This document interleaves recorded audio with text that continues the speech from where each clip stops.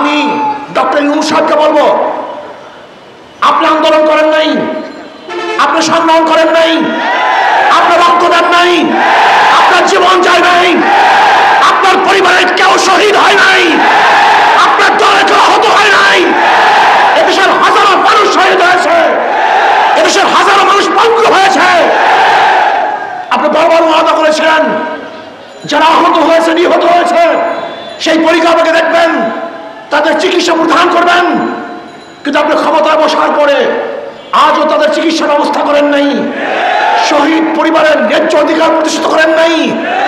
আপনি কোথা থেকে ক্ষমতার মসনদে বসে ফারুকি সহ যেই সমস্ত বিতর্কিত উপদেষ্টা আছে, যদি অবিলম্বে তাদেরকে পদত্যাগ করতে বাধ্য না করেন, তাহলে আপনার বিরুদ্ধে কর্মসূচি বাধ্য হব। আপনি জানেন ইসলামী আন্দোলন বাংলাদেশ যা বলে তা করে, যা বলে তা করে।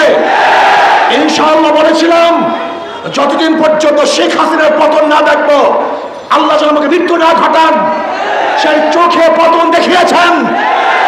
আমি উপদেষ্টাদের বলবো, গাড়ি আর বাইকে নিজেকে ভুলে যাবেন না, এদেশের রক্তের সাথে দাঁড়ি করবেন না, ভারতের সাথে হাত মিলাবেন না, আজকে জনগণের বাহিরে অন্য কোনো চিন্তা করবেন না। আজকে বিএনপি পুরো ইউটার্ন, ক্ষমতার জন্য পুরা ইউটার্ন। বিএনপির স্বাদ মেটে নাই, ওনাদেরকে আসলে পুরো অত্যাচার অবিচার করা এখনো হয় নাই। আওয়ামী লীগ সরকার যেই পরিমাণে নির্যাতন করছে তাতে ওনারা স্বাদ মিঠে নাই। ওনারা আবারও আওয়ামী লীগকে ক্ষমতা আনার জন্য পথ উন্মোচন করছেন। কারণটা কি? চোরে চোরে হালি, এক চোরে বিয়া করে আর এক চোরের হালি। এই 53 বছরে এরা সিন্ডিকেট করে বাংলাদেশকে লুটপাটের এক মহাসড়কে পরিণত করেছে। এরাই চাঁদাবাজি করেছে, এরাই দখলদারি করেছে, এরাই জুলুম করেছে, এরাই অত্যাচার করেছে, এরাই খুন করেছে, এরাই ধর্ষণ করেছে।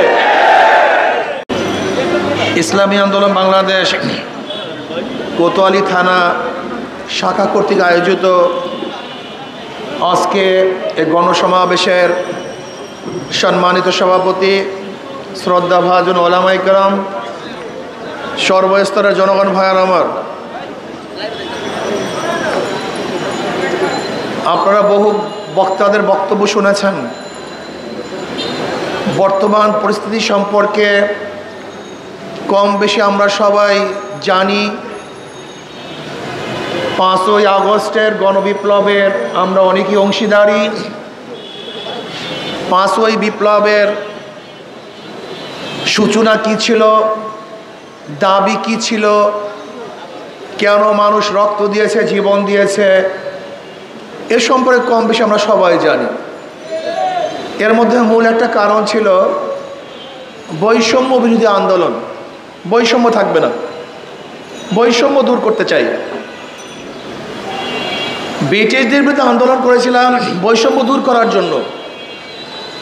ব্রিটিশরা আমাদের দেশে মানুষের সাথে বৈষম্য করতেছিল, এই বৈষম্য দূর করার জন্যই তাদের বিরুদ্ধে আন্দোলন করেছিলাম।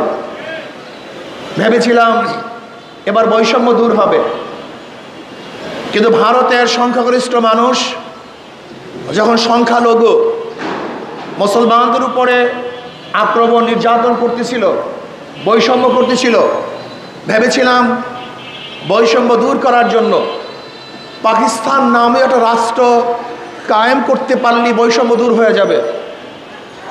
পাকিস্তান হয়ে গেল, ভেবেছিলাম বৈষম্য দূর হবে, কিন্তু আমি কি দেখলাম? পশ্চিম পাকিস্তানের মানুষগুলি পূর্ব পাকিস্তানের মানুষের সাথে বৈষম্য করছে।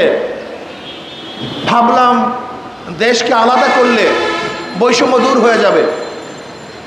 71-এ দেশ ভাগ করলাম, ভেবেছিলাম এবার মানুষ মুক্তি পাবে, শান্তি পাবে, অধিকার প্রতিষ্ঠিত হবে।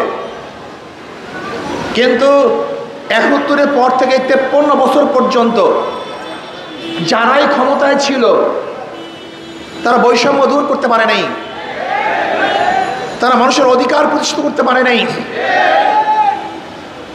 71 থেকে 2024 পর্যন্ত যারা ক্ষমতায় ছিল তারা দেশকে দুর্নীতিতে 5 বার চ্যাম্পিয়নশিপ করছে। তারা লক্ষ লক্ষ কোটি কোটি টাকা বিদেশে পাচার করেছে। যারা ক্ষমতায় ছিল বিচারবিহীন বহুত হত্যা করেছে, বহুত গুম করেছে, বহুত খুন করেছে। যারা 53 বছর ক্ষমতায় ছিল বহুত মা বোনেরা ধর্ষিতা হয়েছে।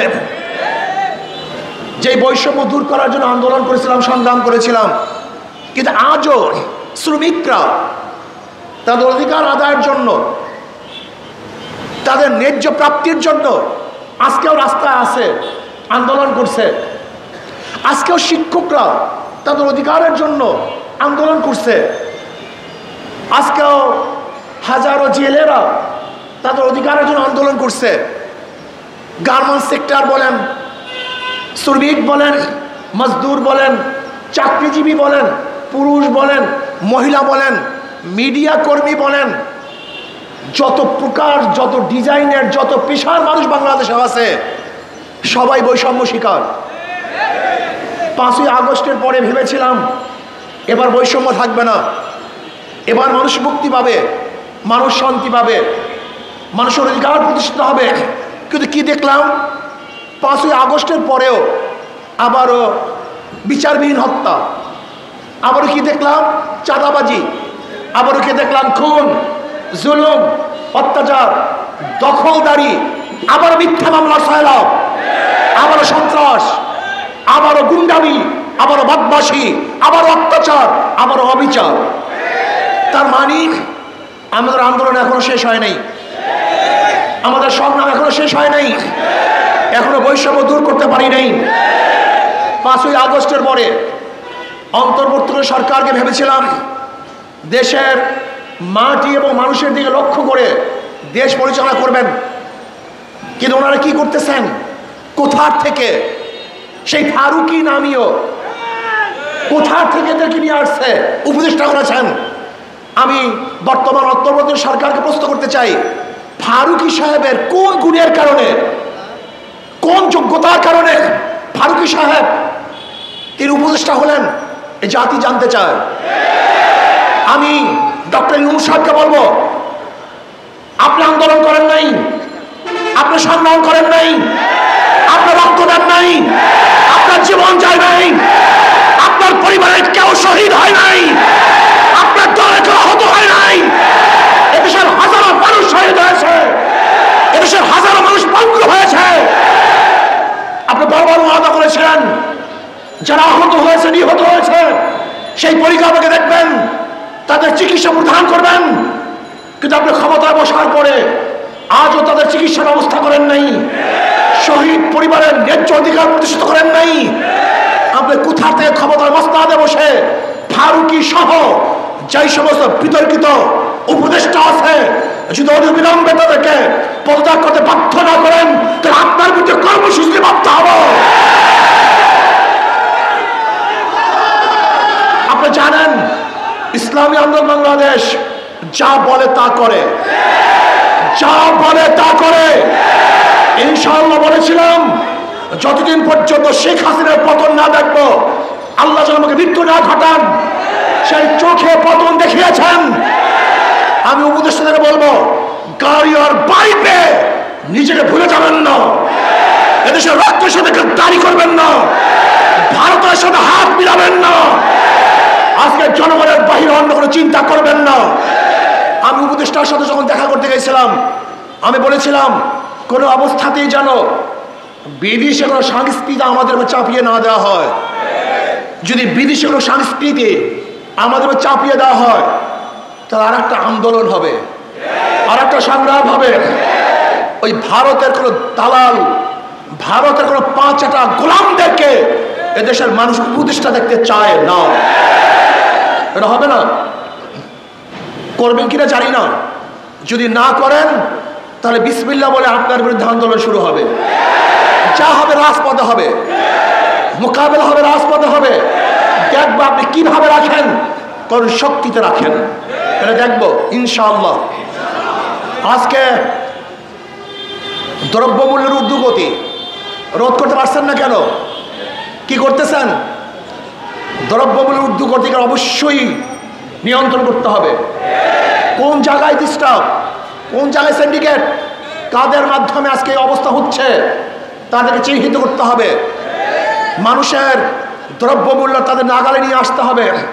আমার গরিব, আমার শ্রমিক, আমার মজদুর, আমার জেলে, আমার চাষি, আমার কামার, আমার কুলি, তারা গোটা ভাত খেয়ে আনন্দে ঘুরবে, তারা বস্ত্র পরিধান করে হাঁটবে।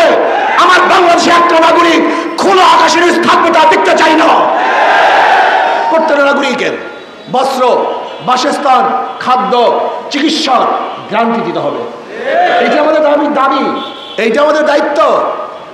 আজকে অন্তর্বর্তী সরকারকে বলবো, দেশ নিয়ে চিন্তা করুন, মানুষ নিয়ে চিন্তা করুন।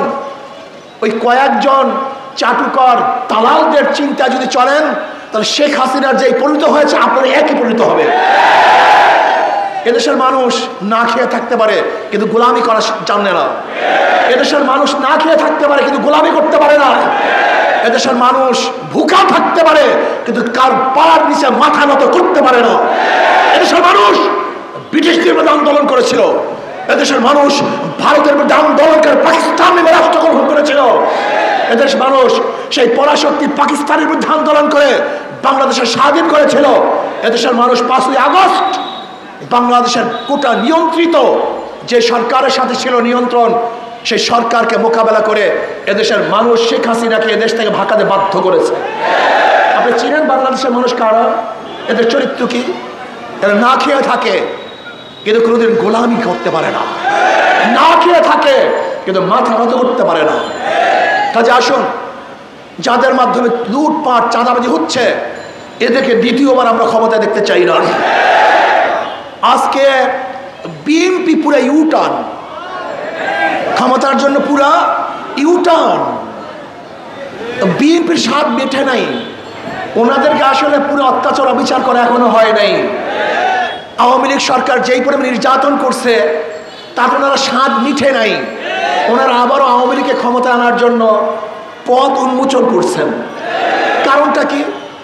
চোরে চোরে হালি, এক চোরে বিয়া করে আর এক চোরের হালি।